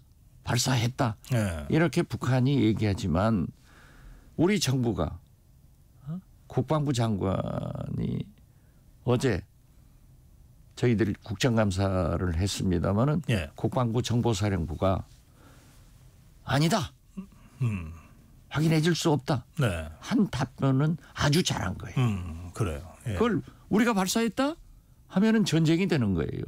그러니까 북한도 얼마나 그러한 것을 의식하고 있느냐 하면은 김여정이 그러잖아요. 제발 하면은 가만 안 있겠다. 서로 이렇게 자제하고 있는 거예요. 네. 그래서 저는 이러한 때 우리 윤석열 대통령이 딱 미 국무성 미국과 같은 궤로 해야 돼요. 침략하지 않겠다. 외교적 회개를 위해서 대화 테이블로 나와라. 네. 이게 정답이에요. 그러니까 윤석열 대통령이 우리도 대북 전단 안 보내고 확성기 끌 테니까 너희들도 꺼라. 이러한 것을 대화로 해결하기 위해서 군사회담 하자. 이런 식으로 접근을 해야 좋다. 저는 그렇게 봅니다. 사실 그 지금 쓰레기 풍선이 6,000개 이상 넘어왔고요. 그 과정에서 이제 그 바람, 풍향, 항적 이런 것들을 여러 차례 시험을 해서 종합적인 데이터를 가지고 이제 GPS에 따라서 이게 하고 있다. 이렇게 이제 전문가들이 보더라고요. 그러니까 예. 그것을 북한에서 쓰레기 오물 풍선이 온 거를 계산하지 말고 우리가 보낸 것도 발표해 보라고 그랬어요. 우리가 보내니까 보내는 거예요. 예. 그걸 왜 보내냐 이거죠. 우리가 보내는 우리가 것은 보낸다는 그 우리는 민간인데요. 민간이건 예. 헌법재판소나 대법원의 예. 최종 판결은 네. 국민이 지켜야 됩니다. 표현의 자유도 중요하지만은 나라는 국가는 국민의 생명과 재산을 보호해야 되기 때문에 보내지 마라. 이게 판결이에요. 현 정부에서 그대로 방임하니까 지금 현재 보세요. 대로 주고 말로만 받아도 좋은데 가만히로 받고 있다고. 이건 바보짓이에요. 의원님 그 이제 사실관계 때문에 제가 말씀드리는 건데 그 대북전단 살포 금지법 네. 그것이 이제 헌재에서 위헌이 났잖아요. 그것은 위헌이 아닙니다. 예. 표현의 자유를 그러니까 제한해서는 안 된다. 그러니까. 그렇지만은 예. 국가는 국민의 생명과 재산을 보호하는 것이 우선하기 때문에 대북전단은 보내지 마라. 이렇게 판결 난 겁니다. 이것을 위헌으로 곡해하고 선전하면 안 돼요. 그래서 경기도에서 저 김동연 지사가 네. 또 파주시의 파주시장이 지금 민간 단체의 대북 전단 살포를 이제 위험한 행동이라고 규정하고 이제 못하게 하는데. 그런데 제가 어제 본 뉴스에는 연천군 있지 않습니까? 연천군에서는 그런 거 안 맞겠다라고 하는 이 조례가 그러니까 막으려고 하는 조례가 이제 통과가 이제 부결이 됐어요. 그러니까 연천군에서는 이제 민간 단체의 전단 살포를 해도 안 맞겠다는 거거든요. 아니, 이런 식으로 이제 단체마다 조금씩 입장들이 좀 다른 것 같아요. 그런데 네. 과거에는 연천에서도 민간인들이 동네에서 네. 보초 서면서 그 민간 풍선 보내는 사람들을 못 오게 했어요. 왜냐하면 원점 타격한다고 했거든요. 그러니까 연천 군민들도 다수가 절대 보내지 연천에서는 보내지 마라 할 거예요. 그 뭐 국민의힘 군수나 군의원들이 시의원들이 다수이기 때문에 정치적으로 그런 것을 했을 수 있지만 보내지 말라고 하는 것이 민심입니다. 가서 보면은 자 보십시오. 강원도 확성기 트니까 잠을 못 잔다는 거 아니에요. 네, 북한의 확성기. 예, 북한의 확성기 때문에 뭐 귀신 울음소리, 쇠 긁는 소리, 그 굉음이 나오니까 방 안에서 TV를 켜놔도 들려가지고 잠을 못 잔다. 국회에 나와서 무릎 꿇고 제발 살려달라는 거 아니에요. 그래서 저는 그게 효과가 있느냐. 탈북인들에게 조사를 해봐도 남한 사정을 삐라로 대북 전단으로 알았냐 하는 사람 하나도 없습니다. 우리 국민들은 우리나라 정보기관에서 얼마나 훌륭하게 제대로 북한 주민들에게 정보를 유입시키고 있는가 이걸 잘 알아야 됩니다. 네. 제가 뭐 구체적으로 얘기 안 드려도 네. 알아야 돼요. 알겠습니다. 그건 보내는 것이 아니에요. 국정원장까지 지내셨으니까 뭐 이렇게 구체적으로 말씀하시기 어려운 여러 가지 것들을 염두에 두시고 지금 하시는 말씀으로 제가 이해를 하겠습니다. 그리고 그 대북 전단이나 대북 확성기 방송의 효과 관련해서는 또 서로 다른 의견들이 있다는 것까지만 제가 말씀드릴게요. 또 다른 주제에 대한 답변을 제가 듣고 싶어서요. 효과 없어요. 그러니까 예, 의원님 그렇게 말씀하시고 근데 또 다른 주장도 있다는 말씀까지 제가 해드려야 됩니다. 자, 아까 우리 그 국민의힘의 김상원 정책위원장하고 전화 인터뷰하는 거 밖에서 잠깐 들으셨을 텐데요. 예. 그 박지원 의원님 그 질문도 제가 했어요. 왜 한동훈 대표를 요새 이렇게 응원하냐. 이런 이제 이재명 대표도 조국 대표도 의원님도 응원하잖아요. 잘하니까 응원하죠. 그러니까 한동훈 대표의 뭐를 그렇게 잘한다고 보시고 응원하시는 건가요? 지금 현재 네. 윤석열, 김건희 대통령 내부는 우리 국민의 20% 대통령이에요. 70%의 국민은 잘 못하고 있다는 거예요. 그런데 한동훈 대표가 당신이 얘기한 대로 국민 뜻대로 김건희 여사 문제를 해결하자. 청와대 인적 개편해라. 바로 말하잖아요. 국민의힘에서 유일하게 한동훈 대표가 하고 있어요. 그런데 어제 100일 기자회견에서는 엉뚱한 얘기를 하더라고요. 이건 잘못이에요. 특검이지 특감이 아니에요. 네. 그런 것은 저도 지적을 합니다. 그건 잘못하는 거예요. 지금 김건희 여사한테 헤어나지 못하는 윤석열 대통령. 이 문제가 있는 거 아니에요? 대한민국 곳곳에 명태균 씨 외에도 모든 것이 김건희 그림자 속에서 우리 국민이 70%가 아니다는 거 아니에요? 그러면 한동훈 대표가 국민 뜻대로 그러한 것을 지적하는 것은 잘한 거고 어제 100일 기자회견에서 특검을 국민 70%가 지적하는데 특감하자. 이것은 잘못이다. 저는 그렇게 봐요. 그러면 이제 의원님 보시기에 한동훈 대표가 그동안 잘 하다가 갑자기 어제 특검이 아니라 특감으로 이렇게 잘못 나간 이유는 어디에 있다고 보십니까? 너무 약해져서 그런가요? 거죠. 너무 눈치를 봐요. 누구 눈치를 봅니까? 윤석열, 김건희. 네. 대통령 내부 눈치를 보면은 절대 한동훈 대표가 성공할 수 없습니다. 국민 뜻대로 한다고 그랬잖아요. 제가 한동훈 대표를 다 잘한다고 안 했어요. 예를 들면 비대위원장 할 때 왜 그렇게 하느냐. 우선 정치적으로도 제가 그런 충고를 했죠. 비대위원장 하면서 국회로 들어가야 된다. 안 들어가잖아요. 선거 나가서. 네. 예. 그러니까 지금 한동훈 대표 잘 아시다시피 원내와 원외대표는 천과 지의 차이가 있습니다. 그러니까 이철규 산자위원장 같은 분이 저 사람 국회의원 아니잖아. 이게 정치 현실인 거예요. 네. 그리고 국민들이 70%가 김건희 특검을 지지하고 있으면은 현장에 있는 정치인들은 대통령을 설득하고 어떻게 됐든 국민과 함께 갈 수 있는 대통령을 만들어야 되는데 그걸 못 하더라고요. 그런데 최근에 와서는 잘 하고 있단 말이에요. 자, 대통령과 면담을 해서 3가지 요구사항 다 옳은 소식이에요. 그러나 대통령이 우선 입시 상담하듯 딱 앉아가지고 가서 발표 좀 잘해라. 이렇게 하는데 바로 대통령이 추경호 등 친윤 의원들 불러가지고 식사해버리고 이건 잘못 아니에요? 그런데 더 잘못은 달마가 동쪽으로 간 이유는 알겠는데 왜 한동훈이 집으로 가냐고요. 이런 것이 아직 예. 정치가 미숙해서 덜 익어서 땡감으로 떨어질 것 같다 하는데 지금 이 순간은요.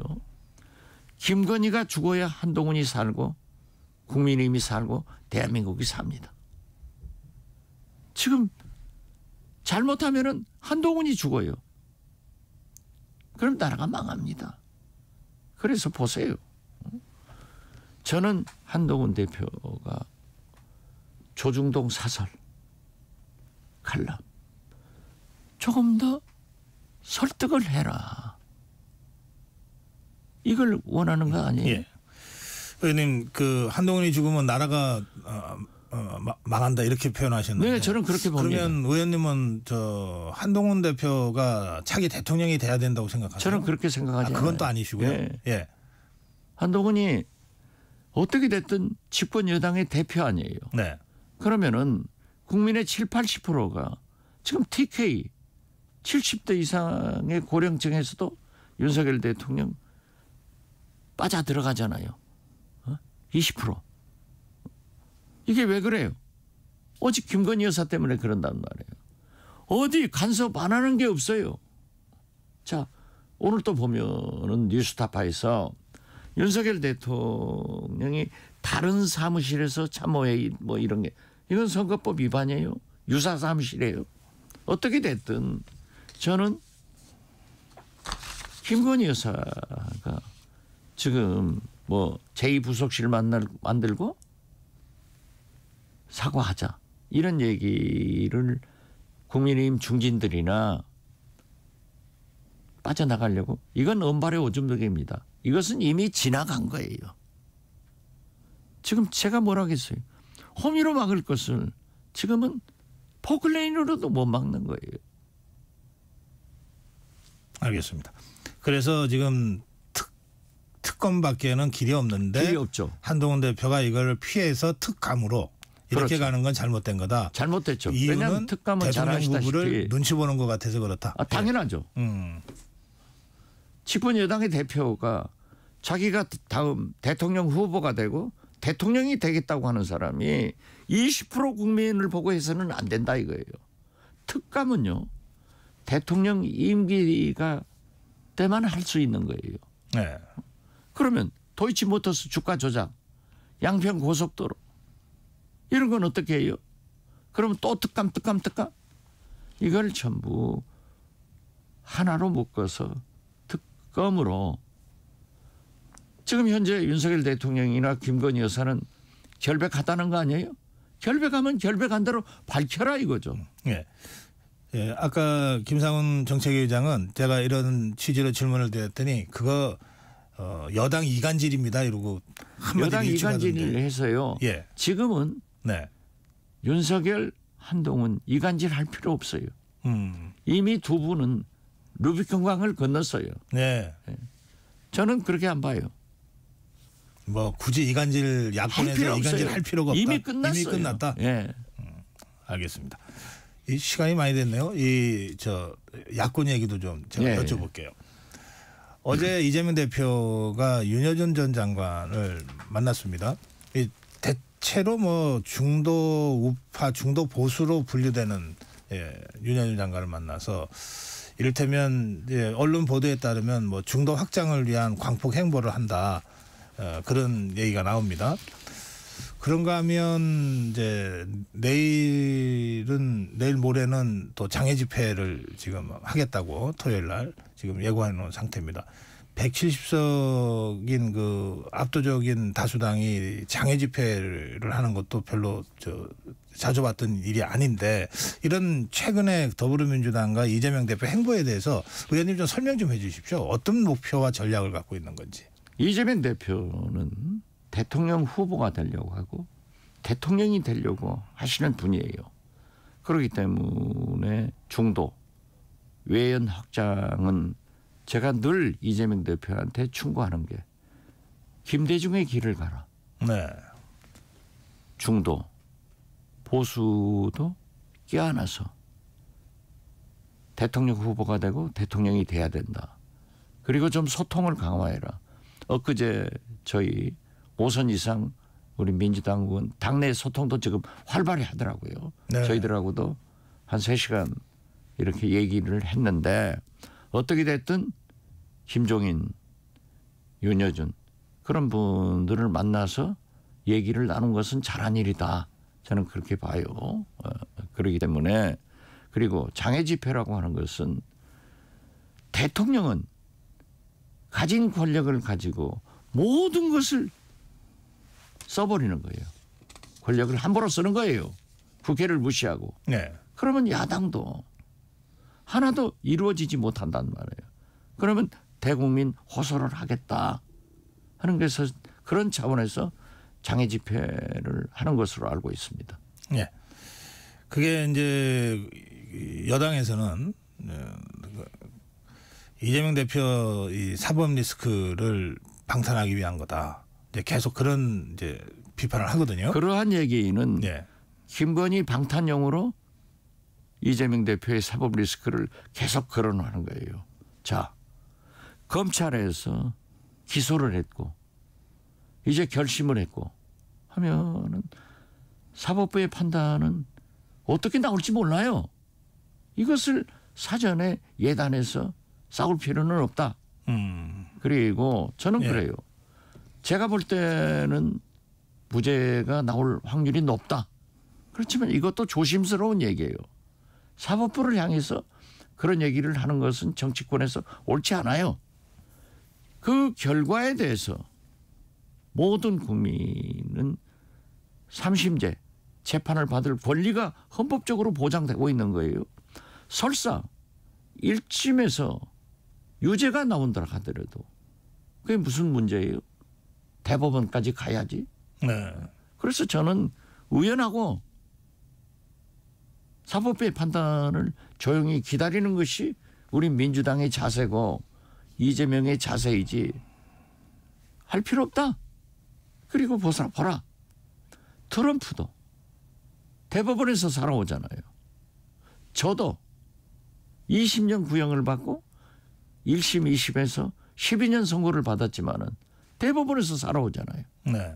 그래서 저는 그렇게 속단하고서 얘기를 할 필요도 없고 특히 사법부에 대해서는 존중하는 자세를 가져야지 예단하지 말고 초조하지 말자. 의연하자.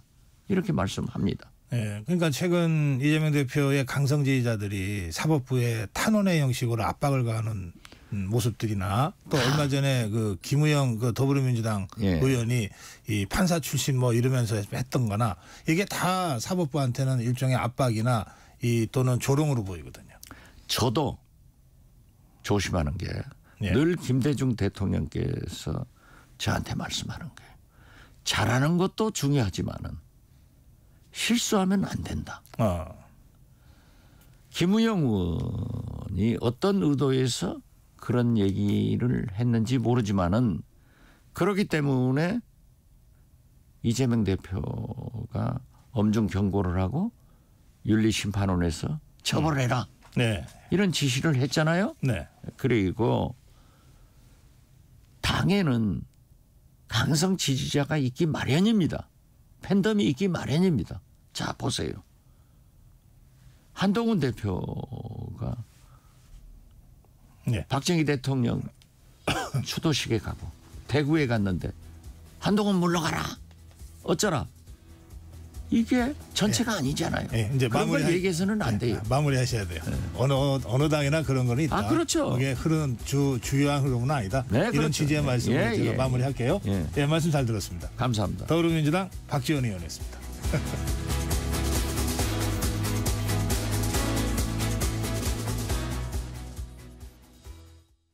잠시 후 8시 반부터 일부 지역국에서는 해당 지역 방송을 보내드립니다.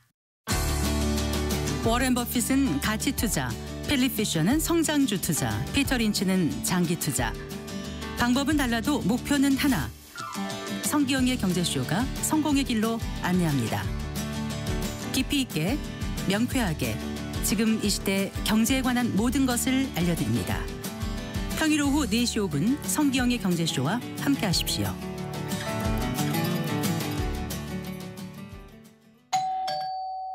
편지 맞습니다. 퇴근길 지친 당신에게 힘이 되는 뉴스를 전해드립니다. 매일 저녁 5시 5분 당신과 함께 읽는 세상 이야기 KBS 1라디오 뉴스레터 K. 지금 시각은 8시 30분입니다. KBS.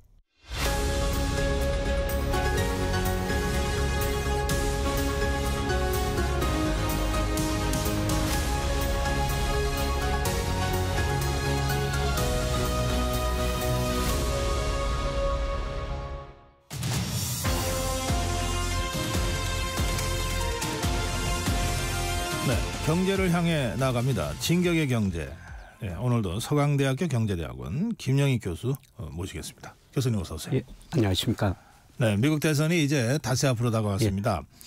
누가 대통령이 되는가에 따라서 그 세계 경제에 미치는 영향 또 우리 한국 경제에 미치는 영향이 상당히 다르게 밀려올 것 같다고들 생각합니다. 어떻게 보십니까, 교수님은? 예, 누가 대통령이 되느냐에 따라서 경제정책 방향이 많이 달라지고요. 네. 우리 경제에도 많은 영향을 주게 되죠. 우리 경제뿐만 아니라 세계 경제에도 많은 영향을 줍니다. 네. 우선 저 민주당 해리스 정책 방향은 중산층 회복을 통한 안정성장이에요. 경제정책 방향을. 그러기 위해서는 법인세를 인상해야 되고 개인소득세를 인상해가지고 중산층에 의해서 써야 되겠다. 그거고요. 그다음에 트럼프 공화당 정책은 감세와 규제 완화를 통한 경제성장입니다. 지난번 집권 때 트럼프 전 대통령이 법인세 내렸고 개인소득세 내렸습니다. 또 내려가지고 경제성장을 도모하겠다는 겁니다. 그리고 우리가 관계가 가장 깊은 게 이제 환경정책이죠. 민주당 해리스는 그동안 그 석유를 너무 많이 쓰다 보니까 기후변화 문제 이런 문제가 많이 발생하더라. 그래서 조금 석유를 덜 쓰고 신재생에너지를 써야 된다. 이런 정책이고요. 그런데 트럼프 쪽에서는 아직도 석유를 더 써야 된다. 뭐 이런 정책으로 나오고 있고요. 뭐 양당 다 금리 측면에서는 저금리가 좋다. 이거는 것 같습니다. 지금 대략 해리스 트럼프 해리스의 경제정책 차이를 설명하셨는데 그거가 뭐 미국의 민주당과 공화당이 전통적으로 취해왔던 그런 정도의 차이가 두 후보 사이에서도 표현된다는 거 이해하면 되는 건가요? 예, 그렇습니다. 정통적인 정책 거기서 이제 크게 벗어나지 않을 거라는 겁니다. 네. 물론 좀 미세한 정책, 뭐 법인세를 이제 얼마나 내리느냐, 얼마나 올리느냐 이거는 좀 차이가 있죠. 그런데 전통적으로 민주당, 공화당 정책 그 기조는 변화가 없을 것 같습니다. 네. 그래서 이제 우리 정치학자들은 미국 대선을 보면서 결국은 본선에 가면은 마지막 중도층 한 표를 의식해야 되기 때문에 수렴되는 경향이 있다 그래요. 두 후보의 정책이 가운데로 수렴되는 경향이 있다 그러는데 그래서 나중에 보면은 그 세금을 41로 할 거냐 42로 할 거냐 가지고 승부가 난다. 그렇습니다. 그렇게도 얘기하는데 이번 대선은 그런 경제정책의 변화 차이보다는 이를테면 이민 문제나 낙태 문제나 이런 변수가 선거 투표 표심에는 더 크게 영향을 미치는 것 같아요. 예, 아마 그런 것 같습니다. 뭐 경제정책은 말씀하신 것처럼 수렴해 가고 있고요. 이민정책 이런 것들이 특별히 영향을 좀 미치는 것 같아요. 그럼에도 불구하고 두 후보와 두 당의 경제 정책의 그 기본 철학의 차이가 있기 때문에 그렇습니다. 변화가 있다. 자, 일단 이런 걸 전제로 해서 이제 세계 경제 입장에서는 뭐 세계 경제는 어쨌든 무역이 좀 활발해지고 교역이 활발해지고 전체적으로 경제 성장이 좀 잘 되는 거를 좋아하지 않겠어요? 그렇습니다. 그러면 두 후보 중에 누가 미국 대통령이 되는 게 그런 방향에 유리한 겁니까? 세계 경제를 위해서는 해리스 민주당이 되는 게 좀 더 좋을 것 같습니다. 아, 그런가요? 네. 저는 뭐 개인적으로 트럼프가 이번에 대선에서 떨어지면 미국이 좀 시끄러울 것 같고요. 그다음에 트럼프가 대통령이 되면은 좀 세계가 시끄러울 것 같습니다. 그러니까 트럼프의 그 정책을 기본적으로 보호주의 정책이라고 봐도 됩니까? 기본적으로 지금이 미국이 보호주의 정책을 하고 있는데요. 보호주의를 더 강화할 거라는 겁니다. 뭐 세계 각국의 압박을 강하게 그냥 그런 정책을 내놓을 것 같습니다. 네, 그럼 아무래도 그 세계 교역이나 이런 거가 조금 좀 위축되겠네요. 예, 그렇죠. 예, 사실 그동안 자유무역을 주장했고 자유무역으로 가장 큰 혜택을 본 나라 중에 하나가 미국이었습니다. 예. 예, 그런데 미국이 어렵다 보니까 예, 보호무역 쪽으로 가고 있는데요. 예, 트럼프가 대통령이 되면 아마 그 정도가 좀 더 심해질 것 같습니다. 예. 그래요. 트럼프가 되면 세계가 시끄럽고 트럼프가 떨어지면 미국이 시끄럽고. 예, 지난번 그 대선 때 예, 트럼프가 지니까 예, 트럼프 지지자들이 좀 여러 가지 문제를 일으켰지 않습니까? 이번에는 아마 더 큰 문제가 일어날 수도 있을 것 같습니다. 네.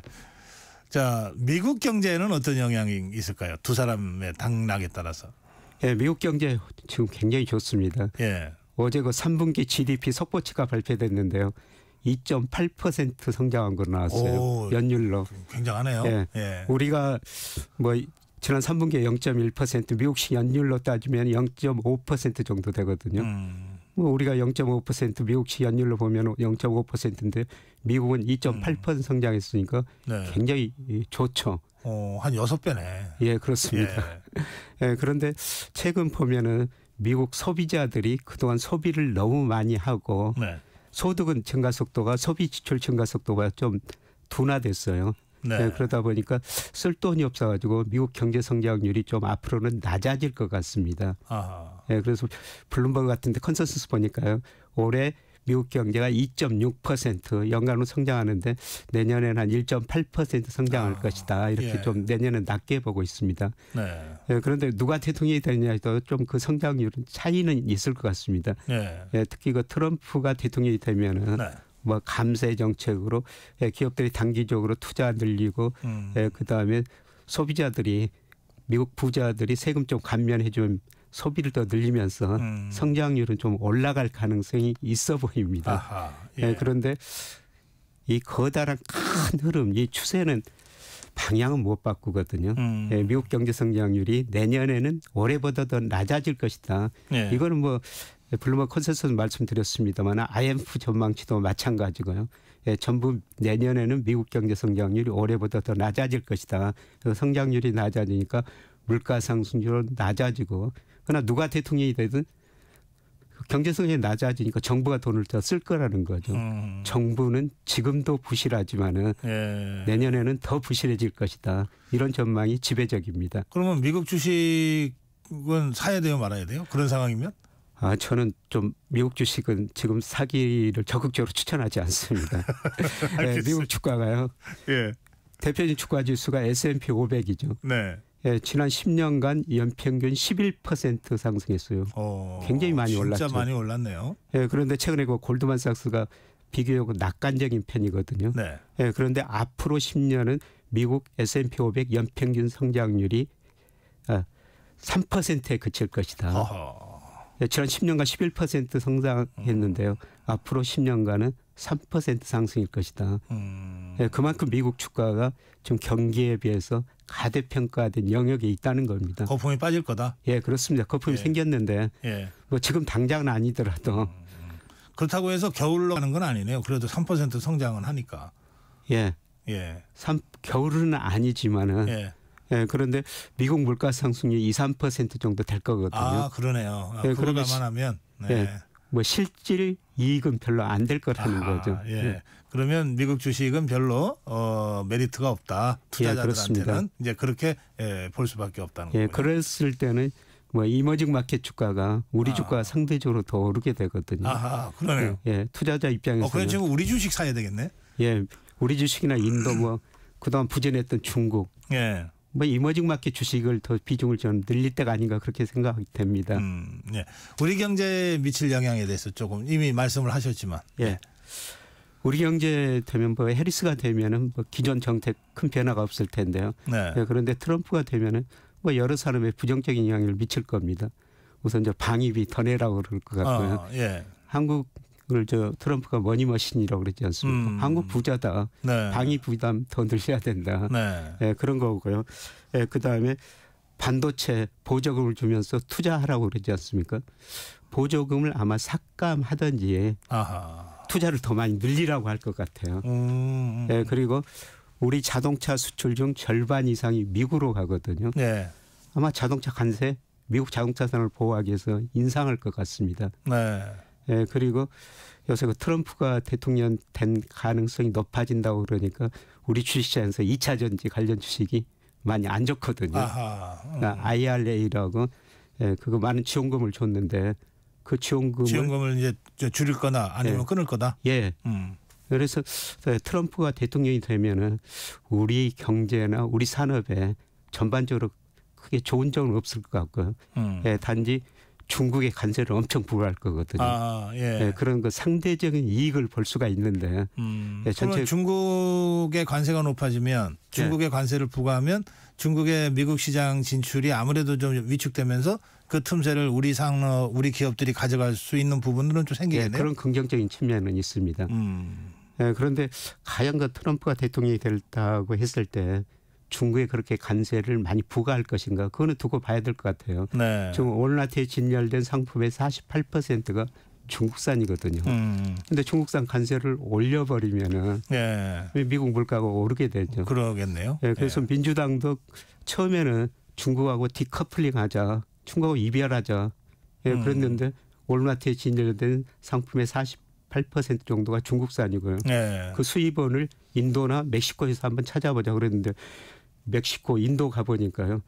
미국으로 수출하는 상품 중 중간재가 다 중국산이라는 겁니다. 네, 그래서 디커플링을 할 수 없다. 디리스크닝하자. 그럼 뭐 미중 전쟁이 더 치열하거나 격화될 가능성은 현실적으로는 별로 없네요. 예. 이미 너무 꽉 이렇게 결합이 돼 있네. 서로가 연결됐으니까요. 아니 그러면 트럼프가 될 경우에 뭐 좋은 건 없어요? 우리한테? 뭐 정치적 측면에서는 아니요, 경제적으로. 경제적으로는 제가 보기에 별로 좋은 건 없는 것 같습니다. 그러네. 예. 자, 알겠습니다.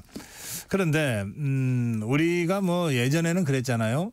미국이 기침하면 우리는 완전 뭐 감기 몸살로 알아 누워야 된다. 그 정도로 우리가 의존도가 심했는데 지금은 우리 규모도 커지고 그래서 조금 그 미국의 그 대통령 선거에서 누가 되는가가 우리 경제에 도대체 어느 정도 영향을 미치는 거냐 좀 가늠을 할 필요가 있겠어요. 과거보다는 좀 정도가 줄어들었다고 저는 보고 있습니다. 예, 우리 GDP에서 수출이 차지하는 비중이 약 40%거든요.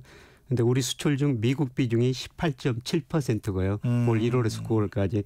중국 비중이 19.3%입니다. 중국이 더 높은 거죠, 우리한테. 예, 그리고 더욱 중요한 거는 우리 수출이 다변화됐거든요. 네. 우리가 아세안 쪽으로 한 17%, 인도 3%, 남미 4%, 중동 한 3%, 이거 합치면 한 27% 정도. 세우이 최근에 글로벌 사우스라는 뭐 적도 남쪽 나라들이 앞으로 성장할 것이다. 이런 전망들이 많이 나오고 있는데 이쪽으로 우리 수출이 미국 비중으로 한 19%인데요. 한 27%나 되거든요. 네. 그래서 과거보다는 우리 미국 경제 의존도가 좀 낮아지고 있습니다. 그런 걸 보면 뭐 영향을 안 받지는 않지만 그리고 글로벌 경제라는 건 다 영향을 주고받는 거잖아요. 주고받죠. 다 받는데 상대적으로 우리 수출이 다변화됐기 때문에 영향은 좀 줄어들 것이다 이렇게 볼 수가 있는 것이죠. 달러 원화 문제는 어떻게 됩니까? 그럴 경우에. 최근 달러가 많이 오르고 있어요. 달러가 오르는 거는 그동안 예상보다 물가 상승률이 예상보다 좀 높았고 고용이 미국 고용이 좋았었습니다. 그런데 저는 달러가 앞으로 강세로 갈 가능성은 낮다. 오늘 저녁에 미 연준이 중요시하는 개인 소비자 지출 물가 지수가 발표되고요. 2.1%로 시장 예상치가 좀 많이 안정될 것이다. 내일 9월, 10월 고용 동향이 발표돼요. 9월에 고용이 굉장히 좋았거든요.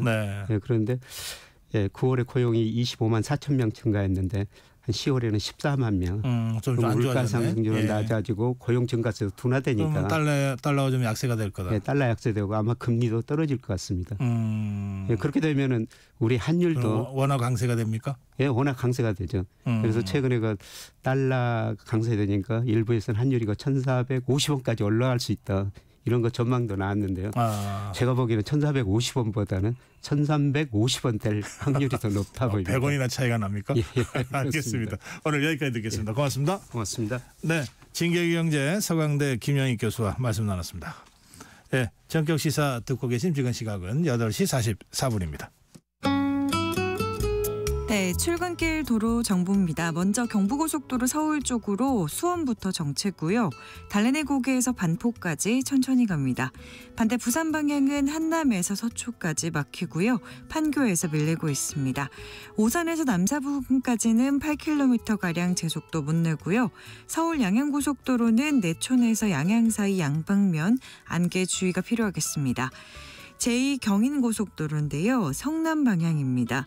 문학부터 정체가 시작돼서요. 서창분기점까지 정체 이어져 있고요. 안현분기점에서 광명터널까지 밀리고 있습니다. 남동 부근에서 천천히 가고요. 영동고속도로는 강릉 쪽인데요. 서창분기점에서 월곶분기점까지 정체입니다. KBS 교통정보센터에서 정현정입니다.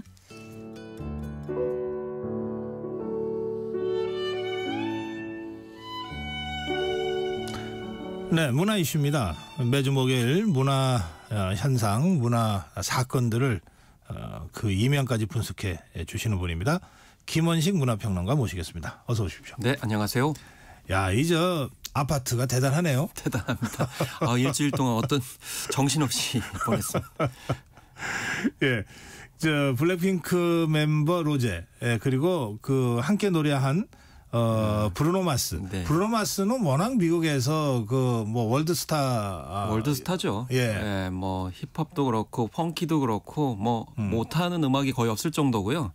그래미 어워즈에서 무려 15번이나 상을 받았기 때문에, 그리고 전체 판매한 앨범만 해도 1억 5천만 장 정도 되고 웬만한 아티스트와 협업을 안 한 사례가 없기 때문에 네.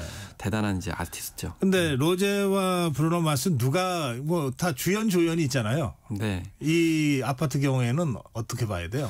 사실 주연 조연은 전 없다고 보고요. 이 경우에 워낙 이제 두 사람이 보컬이 뛰어나기 때문에 여성 보컬과 남성 보컬이 참 잘 어울린 모범적인 사례다 이렇게 생각이 들고, 무엇보다 이제 아파트 게임을 잘 활용을 해서 처음에 이 채영이 즐기는 랜덤 게임 아파트 하면서 시작하는 부분이 굉장히 흥미를 돋웠고, 그 안에의 어떤 보컬들은 그 나름대로의 매력들이 충분히 있다고 생각을 합니다. 그래서 기록을 계속 갈아치고 있어가지고 다음 주가 오히려 기대가 된다 이런 얘기가 나올 그 정도입니까? 정도입니다. 그래서 이제 어제 같은 경우에 이제 이미 유튜브 조회수가 2억 뷰를 돌파를 했거든요. 네. 그래서 5일 만에 1억 뷰 돌파했었는데, 이번 주에 이 빌보드 핫100 차트에서 8위에 등극을 했거든요. 그래서 이게 역대 K-팝 여가수로는 최고 기록을 세웠어요. 그 전에는 아이스크림으로 이제 블랙핑크가 13위를 기록했었는데 첫 주에 8위를 기록했기 때문에 다음 주에 아마 2, 3위 정도로 올라가지 않을까 이렇게 생각을 할 정도로 좀 기대감을 갖게 합니다. 이게 보통 예전에 같으면 이제 미국의 그 유명 스타나 월드 스타한테 우리가 이렇게 접근을 해서 이런 식이었는데, 이번 경우에는 어땠습니까? 이번 같은 경우에는 사실 브루노 마스에게 이제 일단 협업을 제안을 했는데요. 협업을 제안한 과정에서 3곡을 보냈어요. 그 중에 하나가 이제 아파트가 들어가 있었는데, 브루노 마스가 물어봤다고 합니다. 도대체 아파트가 뭐냐? 그랬더니 이제 아파트 게임을 이야기한다 그랬더니 술자리에서 나누는 게임이라는 소리를 듣고 브루노 마스가 이제 그걸 선택을 하면서 협업을 하게 됐고, 그다음에 11명의 이제 창작자가 들어갔기 때문에 사실상 브루노 마스와 협업을 했지만 브루노 마스도 그렇게 전반적으로 다 기여를 하지는 않았고, 다만 노래를 부른 점에서는 로제와 같은 그런 반열에 있다. 그래서 어떻게 보면 서로 이름을 좀 빌린 느낌이 전 있다고 봅니다. 왜냐하면 K-팝이 아무래도 이제 팬덤이 강력하기 때문에. 그렇죠. 블랙핑크만으로도 이미 그 월드스타에 올라가 있는 상태니까. 그리고 이제 아파트 게임 같은 경우는 이미 한 달 전에 프랑스 패션쇼 지나고 나서 로제가 그 세계적인 셀럽들하고 아파트 게임을 하는 영상을 올렸어요. 그 아파트 게임 하는 장면을 보고서 많은 그 세계 팬들이 도대체 저게 무슨 게임이냐라고 이미 관심을 가진 상황에서 이 노래가 나왔기 때문에 단순히 브루노 마스와 협업했다는 자체만으로 인기를 끈다는 것은 좀 적절한 지적은 아닐 수 있습니다. 그렇죠. 제가 며칠 전에 우리 무슨 자리가 있었는데 아파트 얘기가 나왔어요. 그랬더니 윤수일 그러더라고. 네. 윤수일의 아파트하고 무슨 뭐 연관이 있습니까 이게? 전혀 없습니다. 그래서 많이 분석을 하듯이 윤수일 씨의 아파트는 정말 주거 공간으로서의 아파트다. 1982년에 나온 그 우리가 너무나 잘 알고 있죠. 그리고 로제 아파트는 이제 아파트 게임이다. 이렇게 손을 내밀어 층층 올린 다음에 숫자를 부른 다음에 하나씩 빼가지고 예를 들면 9층이다, 뭐 12층이다 그러면 11층과 9층에 해당 사람이 벌주를 마시는 게임이거든요. 그래서 약간 술자리에 모르는 사람들이 있고 대면 할 때 나누는 게임인데 어쨌든 누리꾼들의 반응이 재밌었어요. 로제 아파트 검색했다가 듣고 갑니다. 재건축 대박을 축하드립니다. 로제 신축 아파트도 좋지만 2분의 구축 아파트 버전도 좋습니다. 현 시점 대한민국에서 가장 재건축 잘 된 아파트 1위다. 이렇게 윤수일 씨 아파트 관련된 얘기를 하고 있는데. 혹시 윤수일 아파트가 역주행하는 거 아니에요? 역주행이 했습니다. 아, 이미 했어요? 네, 이미 200% 가까량 이용자 스트리밍이 이제 늘어났고요. 네. 또 일부 누리꾼들은 이 로제 아파트와 윤수일 씨 아파트를 믹싱을 해가지고 같이 이렇게 섞어가지고 올렸는데 이걸 누리꾼들이 보고 뭐라고 했냐면 복층형 아파트가 됐다 이렇게 얘기를 했는데 이참에 윤수일 씨하고 로제 씨가 같이 협업을 해가지고 그것도 괜찮겠네. 믹스 버전을 내밀면 어쨌든 그 K-팝 가수들이 너무 이제 독차지하는 거 아니냐 이런 지적이 나오는데 어쨌든 이번 사례를 보면은 이 K-팝 가수 때문에 기존에 있는 윤수일 씨조차도 같이 덕을 보는 상생의 모델이 아닌가 이렇게 또 생각을 할 수가 있었습니다. 그 윤수일 아파트도 워낙 흥겨운 노래잖아요. 그렇죠. 대학 응원가로 대학 많이 응원가뿐만 아니라 네. 지금도 뭐 스포츠 현장에서 뭐 축구나 야구 경기장에서 응원가로 쓰일 만큼 흥을 붙돋는데 마찬가지로 이 로제 아파트도 듣자마자 굉장히 흥겹고 그 경쾌하거든요. 이런 점이 이제 세계 젊은이들을 영광시키게 하고 있죠. 근데 뭐 호사다마라 그러잖아요. 네. 좋은 일에는 꼭 막아 낀다고. 이게 표절 시비가 있더라고요. 이게 뭐 일본 가수의 뭐 노래와 비슷하다 뭐 이런 이야기가 나오고 있는데 이 노래 같은 경우는 뭐 이 사실은 왜 이런 이야기가 나왔냐면 이 곡은 기본음을 사용하고 있어요. 록의 8비트를 사용하고 있기 때문에 정박을 또 따르거든요. 그러면 이런 기본음 같은 경우에는 너무 흔하다는 거죠. 그래서 수천 곡, 수만 곡이겠네요. 그래서 일본 가수 예를 얘기했지만 그 일본 가수도 어디서 따왔을 가능성이 높다. 그렇기 때문에 아마 소송을 걸 일은 없을 것 같다라는 것이 대체적인 이제 지적이라서 그래서 이 요즘에 이제 기본음에 충실한 이 음악들이 이런 시비가 있는데 중요한 거는 그 외적인 요소를 봐야 되겠죠. 그 일부 부분에 이제 똑같은 점만 보면 좀 적절하지 않다라고 이제 생각이 듭니다. 근데 인터폴레이션이라는 용어가 새로 나와가지고 이건 뭔지 설명 좀 해주세요. 표절과 관련해서 이게 좀 구별이 돼야 될 것 같아요. 앞서서 이 저작권자로 로제나 브루노 마스 등 11명이 등록돼 있는 것이 아파트인데요. 원작을 밝혔어요. 뭐냐면 1982년에 토니 베이즐이 발표한 노래 미키를 기본으로 했다라는 건데 아시다시피 요즘에는 샘플링을 많이 합니다. 샘플링이라는 건 뭐냐면 여기저기 이제 노래 음을 가져다가 이제 사용을 하는 거죠. 왜냐하면 디지털화가 많이 되다 보니까 그걸 그렇죠, 따오면 쉽게 할 수 있죠. 약간의 편곡 변형을 하게 되면요. 그런데 그렇더라도 요즘에는 이게 저작권의 문제가 되거든요. 그래서 인터폴레이션이라는 건 뭐냐면은 악보를 바탕으로 하는 겁니다. 악보의 부분을 가져와서 이제 쓰는 거죠. 그렇기 때문에 그건 그냥 이렇게 표절이라는 건 뺏기는 거 아니에요, 몰래. 그렇죠. 그게 아니고 이거는 아예 인용을 하는 거네. 네. 학술 논문에 인용주 달듯이. 그렇습니다. 그리고 이제 중요한 건 1971년부터 미국에서는 작곡자와 녹음물 사이에 이제 구분을 둬가지고 녹음물에도 이제 저작권을 부여하게 됐죠. 이게 바로 샘플링에 해당되는 부분이거든요. 그러니까 그냥 작곡자한테만 저작권을 줘도 되는데 녹음물에도 저작권을 줘야 되니 굉장히 복잡해지죠. 나가는 게 너무 많네요. 더구나 녹음물도 편곡이 된 버전들이 굉장히 많기 때문에 그러겠네요. 다 주장을 하게 되면 너무 복잡해지는 그런 상황이 된다는 거죠. 알겠습니다. 자, 그런데 말레이시아 보건부가 이 아파트를 유해 음악이라고 했다는 소리가 돌았어요. 아까 이제 호사다마라는 말씀이 정확한데 이 출처를 알 수는 없어요. 근데 말레이시아 보건부로 축출되는 SNS 계정에서 이 아파트라는 곳이 유혹의 장소다. 이게 동양의 문화적 가치관과 상충된다.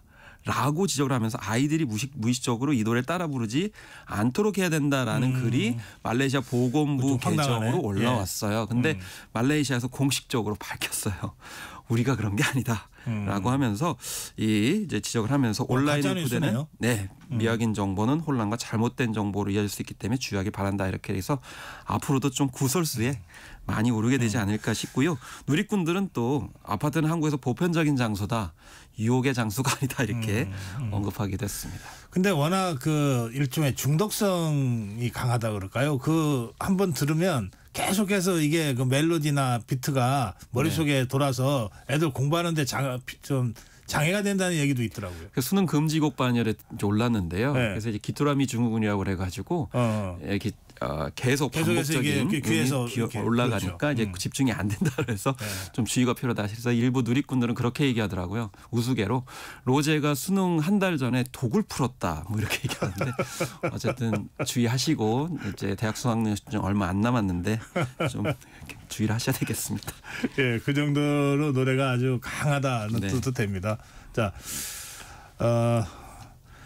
이게 저 화환 시위 있잖아요. 근저화환 시위.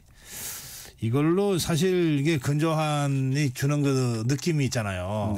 그게 어느 건물 주로 앞에 이렇게 놓이게 되면 그 동네 자체가 좀 분위기가 좀 달라지는데. 근데 이게 시위 양상이 바뀌어가지고 이 대형 기획서가 있는 자치단체 쪽에서 주민들이 너무 호소를 하고 있는 거죠. 민원도 이게 저 하이브 쪽입니까? 예, 하이브하고 SM 모두 다 공통적인데 요즘에는 트럭 시위에 이어가지고 근저화환 수백 개가 들어오는 경우, 심지어는 1000개가 최근에 답지를 해가지고 지역 주민들이 너무 힘들다라는 그런 원성을 냈는데요. 그래서 일부에서는 팬들의 적절한 요구다. 아니다. 이렇게까지 하는 건 적절하지 않다. 민폐를 줄 수 있다는 점에서 개선이 필요하다라는 건데 사실 팬덤이라는 게 요즘에 굉장히 좋은 사회적 활동을 통해 가지고 스타들의 입지를 이제 높여주고 있는데 이런 화한 시가 과연 스타들에게 도움이 되는지에 대해서는 좀 따져봐야 될 필요성이 있을 것 같습니다. 예, 행동하기 전에 한 번 더 생각해보자. 모범적인 사례도 있어요. 관리자를 보내가지고 자진 철거하는 경우도 있는데요. 이런 모범적인 사례를 좀 팬덤들이 팬클럽들이 좀 본받아야 될 것 같습니다. 김수미 씨가 이제 별세하셨는데 안녕히 계세요라는 마지막 책이 있었습니까? 네, 그렇습니다. 그래서 원래 이제 국문학과를 이제 가고 싶었는데 이제 가정사정 못 갔는데요. 유고가 많이 있었다고 그래요. 그래서 은퇴후 봉사하고 싶다라는 얘기도 하면서 평생 조연으로 살았는데 배우로서 후배들한테 얘기하고 싶다. 슬럼프가 있더라도 절대 포기하지 말아라. 라면서 용기를 주는 글귀가 또 화제가 되고 마지막 있습니다. 메시지 포기하지 말아라. 오늘 여기까지 듣겠습니다. 김원식 평론가였습니다.